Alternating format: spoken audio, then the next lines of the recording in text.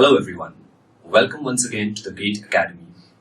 So today we are going to cover a very important topic which forms a small but very significant part of the GATE examination paper every year, no matter for which particular stream you are appearing for. Now this particular section is actually called the verbal section. Now as most of you who are GATE aspirants or those students who might have taken GATE earlier are very well aware that in total, 15 marks out of 100 marks in every GATE exam are dedicated to general aptitude. Now, what is general aptitude? General aptitude consists of questions related to general quantitative ability, analytical and logical reasoning, and verbal aptitude. So, in this particular video, we are going to cover a very important topic which is at the root or at the very basis of all the questions in verbal ability which appear in the GATE exam. Now, I do not need to tell you again that how even one single mark in the GATE exam can actually differ your final ranking by almost 300 to 400 ranks. So, you can imagine that getting even 1 mark question correct is very important for your long-term dream ranking and getting your dream branch in whatever institution you want to go to. So what is the topic that we are going to cover today? This topic is called word roots and stems. Now you must be wondering, what is word roots and stems and why do we need to study it? Every type of question related to verbal ability that appears in the GATE exam has its basis in one of the core concepts of English language, which is called word roots and stems. What do we mean by word roots and stems?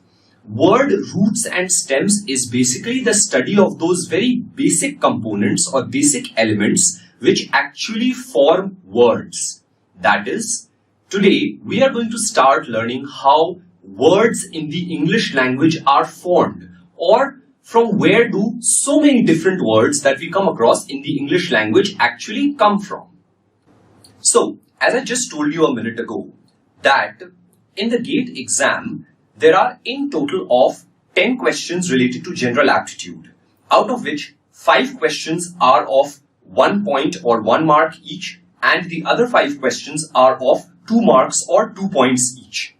Out of these total 10 questions, which in total constitute 15 marks of your GATE exam, there are almost always around 4 questions of verbal ability. Maybe occasionally there might be 5 questions in a particular paper, but almost always there are 3 and most commonly 4 questions of verbal ability in a GATE exam. Out of these 4 questions, mostly 3 questions are of 1 mark and 1 question which is related to another topic which is called inference, on which we are going to come later on, which consists of a 2 mark question. That means there are 3 questions of 1 mark each in the verbal ability and 1 question of 2 marks in the verbal ability, in total making it usually 5 marks and sometimes 6 marks of verbal ability out of the total 100 marks in your GATE exam. Now if one single mark can make a difference of 300 to 400 ranks, you can very well imagine that if you can actually master these 5 to 6 marks, and mind you, actually scoring these 5 or 6 marks is very easy because it does not take much time. One single question can barely take 10 to 12 seconds. So not only do you score 5 to 6 points within a period of 2 to 3 minutes, but at the same time you save more time for all the other important parts and all the other important questions related to your technical or other general aptitude questions. So let's begin. So now we begin with the first most important concept related to word roots and stems, which is word roots. So what is a word root? A word root is basically the most smallest form or component or element in any language. It could be English, it could be Hindi, or it could be any other language which cannot be broken down further into smaller meaningful parts. That means a root in itself has some kind of a meaning in a language, but it cannot be further broken into further smaller components which have meaningful parts. Also, you will find that a root itself is not used as a word. A root has a meaning, but it itself is not used as a word in any sentence or in any conversation. Most often, a root has to be added a prefix or added a suffix, that is a prefix before the root and a suffix after the root, to actually form some kind of a meaningful word in a sentence, in a text, in spoken language, etc. So, as you can see, it is the most basic element or form or component of a language or any language. It cannot be further divided into smaller components with any meaningful forms or words, any meaningful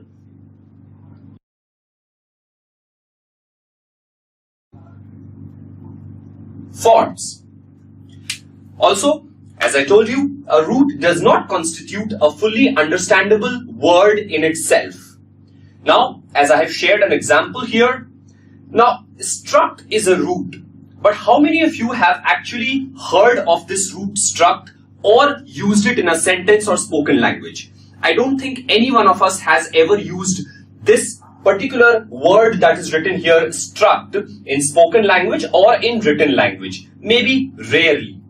That is why struct is most oftenly does not used as a word, because it is a root. It cannot be divided into further smaller meaningful parts and cannot be used as a word without a prefix or a suffix added to it.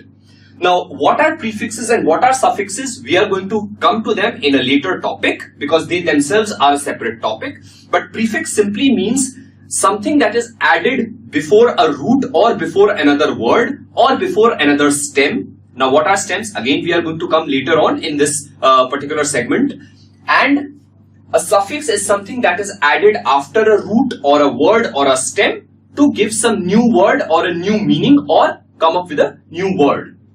So, with struct, as we can see, there are three different types of words formed, which are structure, construct, and destruction, where you can clearly see that the root struct is appearing in all the three.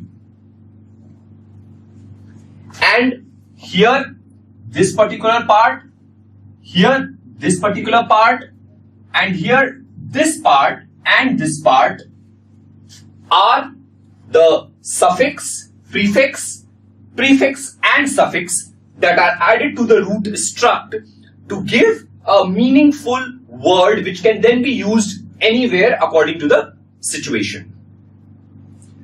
Now we come to the next very important concept, which is called word stems.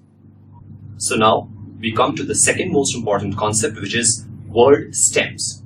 So what is a word stem? So a word stem actually carries the basic or the core meaning of a word. Now there are hundreds of regularly used stems in English, from which hundreds of thousands and sometimes millions of words have been formed using these hundreds of stems. So what is the difference between a stem and a root?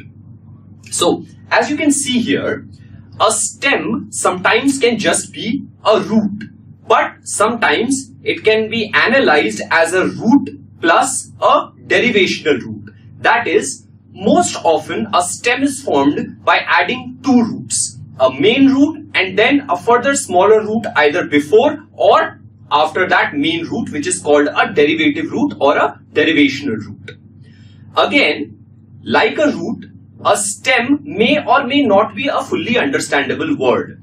That is, while a root almost always is not a fully understandable word, it is not a meaningful word. On the other hand, a stem can be like a root, that is, it is not used in a meaningful way. But on the other hand, a stem can also be a meaningful word. So, for example, as we can see here, so stems are the basic or core meaning of a word or words, and a stem itself can be a word or it can just be a root.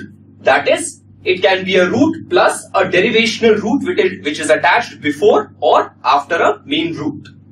Now, you can understand this very clearly from this example that I have written here, which is, there are two particular words, reduce and deduce. both these words are stems because they are formed by adding the prefixes or the derivative roots. We are going to come to prefixes and suffixes later on this topic. So there are two prefixes, d and re, which are actually attached before the core root or the basic root, which is deuce, in order to form these two stems, reduce and deduce, which are stems as well as words. Now, again, as I was just explaining, more words can be formed from these stems, reduce and deduce, by further adding more suffixes or prefixes. That is, we can form proper words like reduction and deduction by adding even more suffixes or prefixes to the two stems, reduce and deduce. So, essentially the fundamental difference between a root and a stem is that a stem sometimes can act just like a root without having any meaningful word itself, and sometimes it can be a meaningful word in English which is used in sentences or in speech. So you can say that out of the most commonly and normally used words in English, a stem is somewhere in between a root and the normally used words. So once we are going to start understanding roots and stems in terms of examples of roots and stems, that's when we are going to realize that in normal usage of English, be it in written English or spoken English in different fields, often roots and stems are used interchangeably. That is, you may often find a lot of speakers and in a lot of literature, the two words root and stem are actually used interchangeably. So once we are going to start learning a lot of basic word roots or word stems, that is when we are going to understand how to use it, and then you do not too much go into the theory and understand these basic concepts. So let's start learning some of the very commonly used word roots and stems. So now we begin by discussing some of the commonly used word roots and stems. So as you can see, the first one is act, which is a stem and it also acts as a word. The meaning of act is to do, that is, do anything, and it is from the Latin language. This root is from the Latin language, and the different words that are formed from this particular stem is activity, react, interaction, very commonly words that you have all heard of and used. The next is ALG/O. Now this is a root, not a stem, because this is not used as a word in itself. Again, the meaning of ALG/O is pain, which has its roots in the Latin language. Now the words or stems formed from ALG or O is neuralgia. Now neuralgia is a particular kind of pain which is caused in the nerves. So you can often hear this word neuralgia in the medical sciences or healthcare field. Then analgesic, you often would have heard this word. Analgesic means any particular medicine that reduces pain is called analgesic. Nostalgia, again a word that you would have heard or used often or read often. Nostalgia means that whenever a person is in a kind of a pain and longing, that is, a person is yearning or wanting to enjoy something that the person enjoyed in the past, and the person is wanting so much badly to enjoy that thing again. So that feeling is called nostalgia. The next word root or stem is ambule. Ambule is again a root which is meaning is walk or move. It is again from the Latin language. The words formed from ambule is amble. Amble means to basically walk. Ambulant again means walking or moving, and ambulance, we all know what an ambulance is. The next word root or stem is anthrop/O, which means human. Again, anthrop is not used as a word in itself, so it's a core root. Now the words formed from anthrop or anthropo is anthropology, anthropomorphism, and philanthropy. Now what is anthropology? Anthropology is basically the study of human beings, or how human beings have evolved, or how human societies live, how human societies has evolved. So basically the study of humanity is called anthropology. Then anthropomorphism. Now anthropomorphism means that whenever we give some human forms to non-human things, that is, we try to express everything non-human around us in the form of some kind of human objects, that practice is called anthropomorphism. Then philanthropy, often you would have heard of this word philanthropy, which basically means trying to do some good work or trying to give hard-earned money or trying to give some funds or money for some good social or cultural causes is called philanthropy. The fifth word root or stem is auto. Now, we have often heard of this word auto, and sometimes we use it as a stem as well. It means self or same or one. Now, this particular word is from the Greek language. This particular root or stem is from the Greek language. The words that are formed from this particular root or stem is autocrat, autograph, and automatic. Now, you are very well aware of the word automatic and autograph. The word autocrat means any person that tries to rule or govern people under him or her through absolute power. That is, a person is actually trying to force his power on the people he or she governs. That person is called an autocrat. The next word root is bell/I, which means war. Again, it is from the Latin language. Now, the words formed from this particular root are bellicose, belligerent, and rebel. Bellicose and belligerent have a very similar meaning, which basically means any person or creature or anything that is warlike or that has a tendency to become very violent or wanting to fight easily. That person or that creature is called bellicose or belligerent. Rebel, as you very well know, any particular person who tries to go against any established norms or established systems or established ways of doing things, that person is called a rebel. The next particular root or stem is Beni. Now, Beni is not a stem, this is actually a root because it is never used in itself as a word. So, Beni means good or well. Again, this is from the Latin language. The words formed from this root are benefactor, benevolent, and beneficial. Now, benefactor means any particular person that actually gives away his or her money or wealth for important causes or for good causes in society is called a benefactor.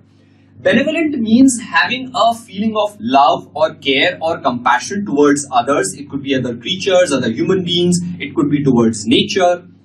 Then beneficial, as we are very well aware, beneficial means anything that is of advantage or benefit to us is called beneficial. The next root is cand, which means glowing or giving light. Again, this is from the Latin language. The words formed from cand are candid, candle, incandescent. Now, the word candid basically means in a very clear and in a very honest manner, a person who shares his or her feelings or his or her beliefs or his or her opinion without trying to hide anything, being very crystal clear and pure, like a pure white light. That is what the word candid means. Candle, we are very well aware what a candle is. It actually is a small thing that gives light. It is often made of wax or some other substances. Incandescent means any particular substance or material or any object that actually starts giving light because it gets heated up. The most common example is the electric bulb. Now, the original electric bulb that was discovered by the very famous inventor called Thomas Alva Edison was actually called the incandescent bulb because it used to give light after the basic filament in the bulb used to get really heated up after current was passed through it. Now, we come to some other very important roots and stems. So now we come to the next set of word roots and stems which are commonly used in the English language. So the ninth one, because we covered 8 last time. So the ninth one is capt or sept or sieve. These are the 3 main roots whose meanings are take or hold. And again, they come from the Latin language. Now, the words formed from these roots are intercept, perceive, captivating. Intercept means to basically meet something in between. That is, for example, let's say that there is something going on in the sky and we hit something actually moving in the sky with something that will be saying intercept. Or let's say that a signal is sent and it is met with another signal in between. That is called intercepting a signal. Then perceive. We have often heard the word perceive. Perceive means to understand something or to form an opinion about something after understanding it. Captivating means something that can hold your attention because something is very brilliant or beautiful or something that amazes and actually captures or take hold of your attention. That is called captivating. The next root is kata. Kata means down, against, totally, intensive, or according to. So this particular root kata has a lot of closely related meanings, as you can see, which are down, against, totally, intensive, and according to. And this comes from the Greek language. So the words formed from this root are cataclysm, catalog, catastrophe. These are some of the examples. Of course, in all of these roots, there are a lot more words formed from these roots, but here we are discussing some of the common examples of the words. So cataclysm actually means some kind of a environmental disaster, like let's say a volcanic eruption or a flood or a tsunami. That is called a cataclysm. Then a catalog, we very well know a catalog is basically an entire list of things. It could be a list of different items produced by a company. It could be a list of different items that are there in a shop. That is called a catalog. Catastrophe is something of a disaster, not just an environmental disaster, which was a cataclysm, but a catastrophe can be a disaster in any situation. It could be in a company, in a group, it could be in an environment, it could be for a very difficult situation for a person. That can also be called a catastrophe. The next root is cert. Cert means sure. This comes from the Latin language, and the words formed are ascertain, certain, and certify.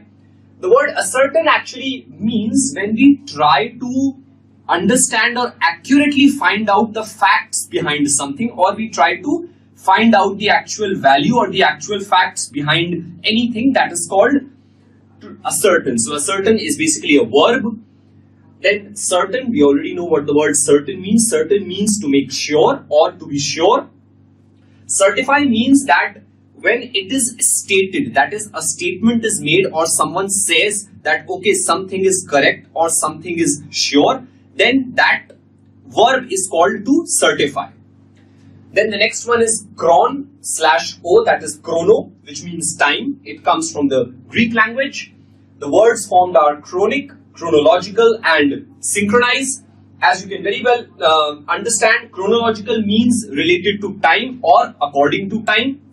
Synchronize means that if there are two things that are happening exactly at the same time, then that process is called to synchronize, or that is if you make two things happen at the same time, that is called to synchronize. Chronic means something that happens repeatedly. And the word chronic is usually used in terms of something bad happening, or particularly in the medical field, it is used to say something that some kind of a disease or an illness or a situation that occurs repeatedly is called a chronic situation or a chronic disease. The next root is cruc. Cruc means cross from Latin. This basically comes from the cross on which Jesus Christ was put. And the words formed from cruc are crucial, crucifix, and excruciating. Now, we often have heard the word crucial. Crucial means something that is very, very important. It could be to a person, it could be to a group, it could be to a situation. So, crucial means something that is very, very important. Crucifix basically means the cross only.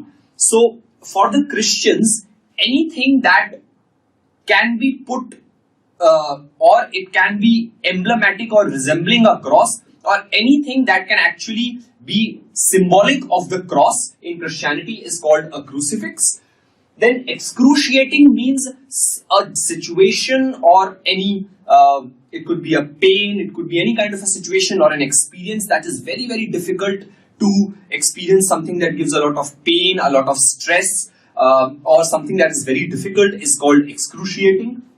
Dia, this is the next root. This means through, between, apart, across. So all are these different words which have the similar meaning, and the root is dia. It comes from the Greek language.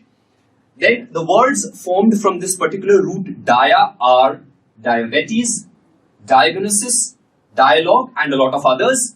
Now, we all have heard diabetes is a very difficult illness, and the symptoms of diabetes are when a person repeatedly feels thirsty and a person repeatedly has the urge to actually go for urine is called diabetes.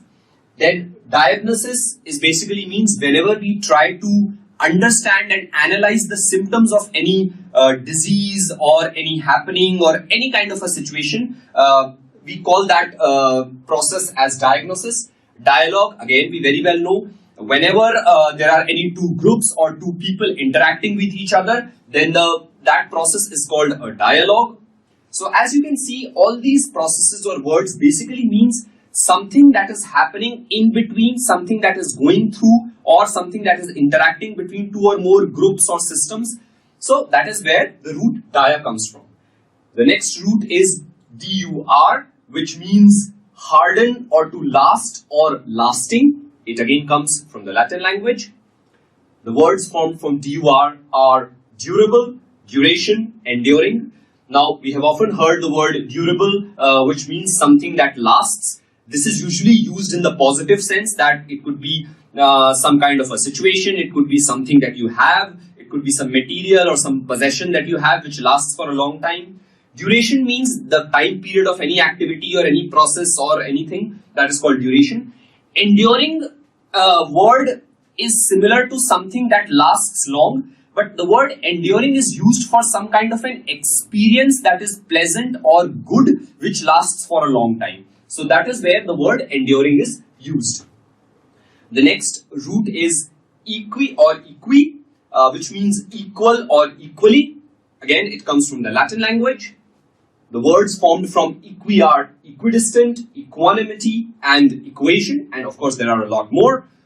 Equidistant means that whenever there are two different things or two different situations which are at the same distance from one particular point of view or from one particular point, that is called equidistant. That is, for example, let's say from Delhi, there are two different cities which are at the same distance from the city of Delhi. So then we will say that those two cities are equidistant from Delhi. Equanimity, now this word you might have heard or read sometimes. Equanimity is actually a quality of a person's character or a person's personality, which means that a person is always able to maintain calmness and always be relaxed in difficult situations, and a person always has a very relaxed, positive and calm mindset or a calm behavior or temperament. That quality is called equanimity. Now, equation, we have often heard and read the word. We often use that word in sciences and technology and maths. Equation basically means the description of the relationship between two or more things which are set equal to each other or which are equal to each other. So these are some of the very important word roots and stems. Now we will come to a lot more words and roots and stems that we will discuss next. So now we come to some more commonly used word roots or stems from which a lot of words are derived. The next one is flect, which means bend, and it comes from Latin language. The words formed from the root flect are deflect, inflection, flexible. Now, we have already heard of the word deflect, which means to change the direction of something or to change the direction of something by either hitting something or trying to turn something. Inflection basically means that after hitting a point or after reaching a point, something stops and then again takes another direction. That is called inflection. Then flexible, we very well know the word flexible means something that can easily be turned. It could be a person's, it could be any material. So the word flexible is also used often in terms of a person's attitude or behavior, whether that attitude or behavior can be easily changed or not. The next word root is fug, which means flee, run away, escape. Again, this comes from the Latin language. The words formed from the root fug are fugitive, refuge, centrifugal. Now, the word fugitive, we often would have read or heard. It means any person that has run away from the law, or any person that has run away from a prison or a jail is called a fugitive. Refuge basically means a place where people who do not have a home or people who are stuck or who are in a difficult situation can actually find some time to maybe relax, to stay, or basically just find some time to find some protection or something from difficult circumstances. That place or that sometimes that situation is also called a refuge. Centrifugal. Now, many of us who have studied science or who are studying sciences or technology or engineering would have heard this word centrifugal. Centrifugal means running away or going away from the center. So that means centrifugal. So we often have heard the word or the term centrifugal force. That's where this is used. The next root is gress or grad or grade or gradi, which means to step or to go. This again comes from the Latin language. The words formed from gress, grade or gradi are digression, progress, gradual, and a lot more. Now, we already know what gradual means, which means something that happens slowly. Progress means that what next is happening or something productive or positive happening in any particular activity or a process or in any situation, that is called progress. The word digression means that whenever any situation or any topic or discussion is going in a particular direction and then we move away from that topic or when we move away from that discussion and that whole discussion or situation or any argument takes an entirely different direction, that is called digression or digressing from the topic or digressing from the direction. The next root is ideo. Ideo means peculiar, personal, distinct. It comes from the Greek language. The words formed from this root ideo are idiomatic, idiosyncrasy, and idiot. Now, many of us have heard and read or often use the word idiot, which means a person who is stupid, a person who is foolish. That is, a person has some kind of a behavior or a quality, or it has some kind of a characteristic which is something unique and which is considered not very healthy. So that person is called an idiot.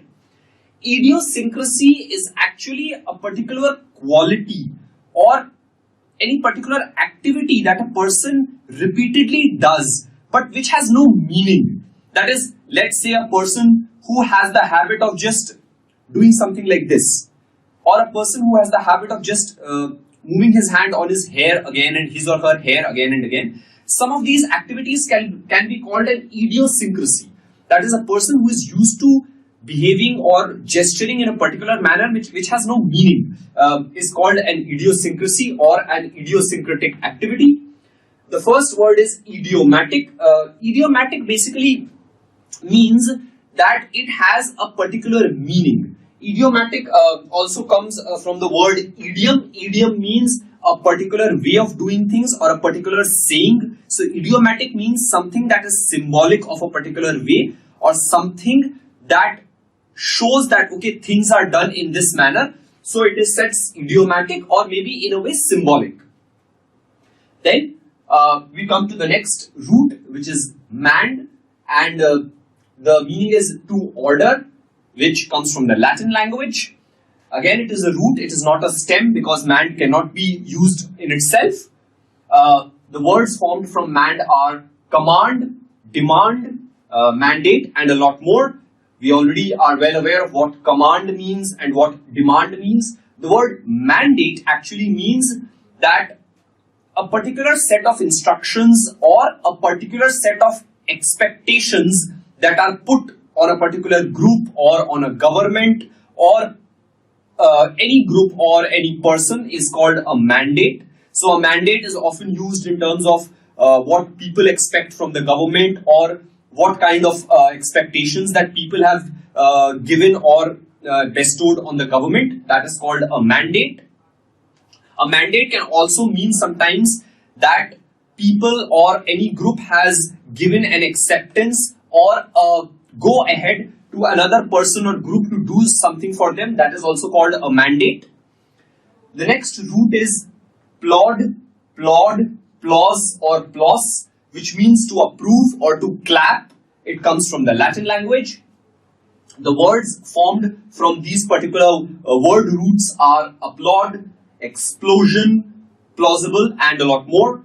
Now, as we very well know, we have often heard and read the word applaud means to actually praise someone, to clap for someone whenever someone or some group or some organization has done something really good. So to praise or clap for someone is called applaud. It is a verb.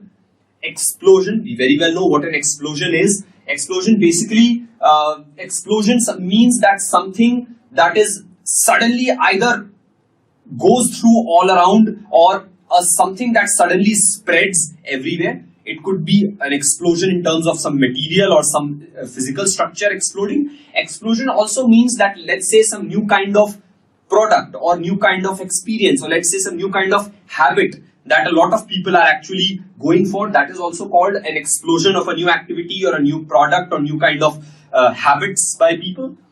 Plausible means something that again is approving, that is any group or people or in a society or for a company or a person. If there is anything that finds approval with that group or person or company, or it could be society, so that particular thing or is called thing or experience, or that particular situation is called plausible when it is acceptable or approving to a lot of people or persons or groups or society. The next word root is put. Now, this particular PUT is not that English word PUT, put, that is to put something somewhere. This PUT is different from the English word put. This PUT actually means think, and it comes from the Latin language. The words formed from PUT word root are computer, dispute, input, impute, and a lot more words. Now, we very well know what a computer is. A computer is something that processes information and then gives us some kind of a logical or some kind of a results. In terms of information, it could be written, it could be visual, it could be audio. Dispute means that basically when two or more groups or people are not agreeing on a particular point and they have disagreement of opinion or they have different thinking and they are constantly arguing with each other, that situation is called a dispute. Input very well means that, as we very well know, it means to give one's thinking or one's opinion on a particular matter. That is, whenever you are giving your thinking or your opinion or what you think about something to someone else, that is called giving an input. The next word root is retro. Retro means backward or back. It comes from the Latin language. The words formed from retro are retroactive, retrogress, retrospect. Now, the word retroactive means something that has become active once again. That is something that was active earlier and now it has become active once again. Or let's say something that was earlier in fashion or something that earlier people used, but now it has again become active once again. So that is called retroactive. Retrogress means going backward. That is going backwards in time or going backwards towards something that was earlier. Retrospect means that whenever a person or a group or anyone is thinking about something that has already happened, that is, whenever you are thinking of how something could have happened in a different way or how something could have been done in a different way, then we say that we are retrospecting or we need to retrospect on something that has already happened in the past. So, the last, another very important word root is SPIR, which means breathe. It comes from the Latin language. Some of the words that are formed from this word root are inspire, transpire, and spirit. Now, we very well know what the word inspire means. It means to motivate someone or somebody. The word spirit means a beautiful spirit or a beautiful feeling, or let's say the feeling of positivity, the feeling of motivation, or when we feel that we are very relaxed and calm and we are able to breathe easily, we feel positive. So we say that we are in good spirits. So spirit is often related to how a person is feeling. So, and then we come to the word transpire. Now, transpire is a very interesting word. There are two different meanings of the word transpire. This word transpire, when the root is SPIR here, then transpire means that whenever there is something, it could be a person, it could be an animal, it could be a material which is formed from a skin or a membrane, and that gives off some kind of a vapor or a liquid. Like for example, a lot of animals and human beings, whenever they give off sweat from their skin, that is called transpire, or any kind of a liquid or vapor is coming out from some skin or membrane like substance. That process is called transpiration or transpire. The other word transpire means that when something has occurred, that is, a situation has moved from one point to another point, that is, some event has occurred, so we say that something transpired or something occurred. Now that particular word transpire, which means something occurred, comes from the word root trans. That is, this particular root trans, which means to move from one point to another, or that is to move from one position to another. So this is another word, root trans. From that also the word transpire means, which means that to move from one position to another, or to basically something that has occurred.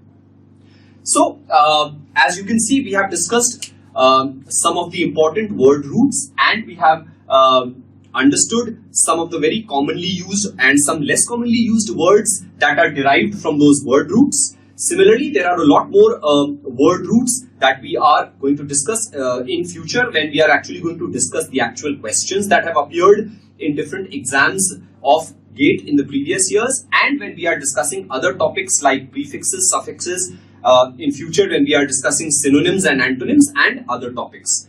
So as you can very well see, word roots and stems actually forms the basis. It is the basis of how words are formed.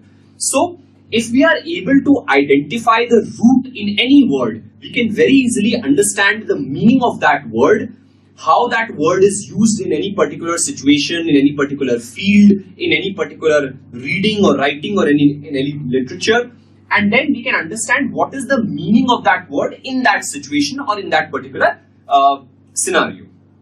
So I hope you really like this particular segment, where we have discussed the concept of word roots and stems, and we have discussed a lot of word roots and stems along with their examples of words. So then we will move on